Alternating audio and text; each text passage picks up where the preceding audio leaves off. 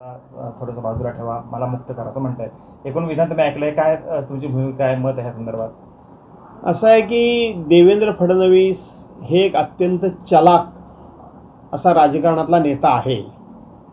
देवेंद्र फडणवीसांना कालच्या लोकसभेच्या निकालानंतर भविष्यामध्ये महाराष्ट्रामध्ये महायुतीचं सरकार येणार नाही याची पूर्ण जाणीव झालेली आहे. भविष्यामध्ये महाविकास आघाडीचंच सरकार येईल हे देवेंद्र फडणवीस यांना कळून चुकलं आहे. कारण त्यांनी त्यांच्या नेतृत्वाखाली 45+ अशी जी घोषणा केली होती ती त्यांना कळून चुकलं की हिंदुहृदय सम्राट शिवसेना प्रमुख मान्य बाळासाहेब ठाकरे यांचा जर आपण आपल्या बॅनरवर फोटोच वापरला नसता तर 4 आपले खासदार निवडून महाराष्ट्रामध्ये आले नसते.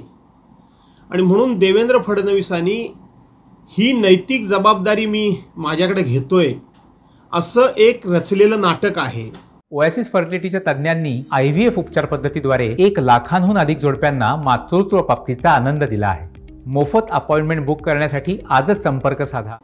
आणि त्या निमित्तानं त्यांना 2 एका दगडामध्ये 2 पक्षी मारायचे आहेत.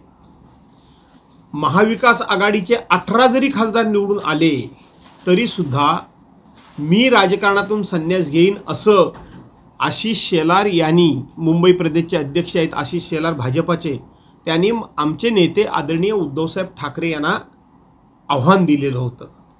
आणि देवेंद्र फडणवीसांना सरकार आपलं येणार नाही त्यामुळं पक्ष आपल्या हातात राहावा याकरता त्यांना चंद्रशेखर बावनकुळेंनाच बाजूला करायचं आहे आणि पक्षाचं अध्यक्षपद आपल्या ताब्यात ठेवायचं आहे. असे एका दगडामध्ये 2 पक्षी मारायचे आहेत.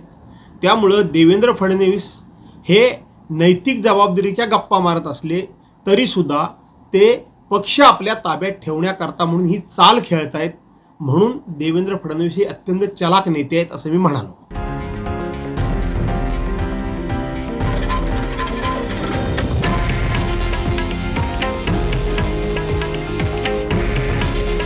हे आहे देशातील नंबर 1 न्यूज नेटवर्क आणि आपण पाहत आहात TV9 मराठी. काळजी तुमची, हित महाराष्ट्राचं.